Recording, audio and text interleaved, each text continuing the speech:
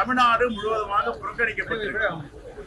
இன்னைக்கு பாஜக தலைவர் உண்மைக்கு புறம்பான பல செய்திகளை சொல்றார். நாங்க இவ்வளவு கொடுத்தோம், அவங்க அவ்வளவு கொடுத்தாங்க.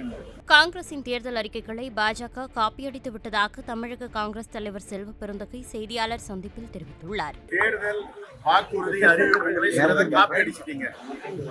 இரண்டாவது, இந்த தேர்தல் அறிக்கை எங்களதை எடுத்து நீங்க அட்லீஸ்ட் அதையாவது முழுமையாக நடைமுறைப்படுத்தணும். மகாலட்சுமி திட்டம் ஆண்டுக்கு 1 லட்சம் ரூபாய், இதெல்லாம் தெளிவுபடுத்தி இது காங்கிரஸ் வாக்குறுதி, பாஜக பின்பற்றுகிறது, ஒரு அருமையான காங்கிரஸ் கொடுத்தது, இந்த தேசத்து மக்களுக்கானது, நாங்கள் அதை நடைமுறைப்படுத்தணும் சொல்லலாம்.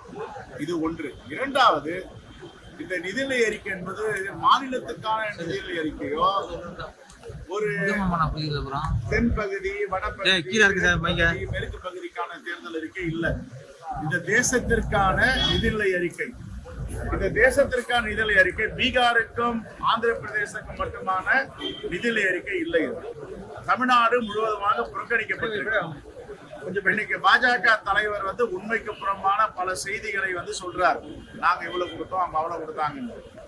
ஒரு திட்டமும் காங்கிரஸ் பேரியக்கமும் திராவிட முன்னேற்ற கழகமும் கூட்டணியில 2004 முதல் 9 வரை பொற்கால ஆட்சியாக செய்து கொண்டிருந்தார்கள். அப்பொழுதுதான் தகவல் அறியுமை உரிமை சட்டம், கல்வி உரிமை சட்டம், உணவு உரிமை சட்டம், பல திட்டங்களை கொண்டு வந்தது காங்கிரஸ் பேரியக்கம் ஆட்சியில் இருக்கும் பொழுது, திராவிட முன்னேற்ற கழகம் கூட்டணியில் இருக்கும் பொழுது.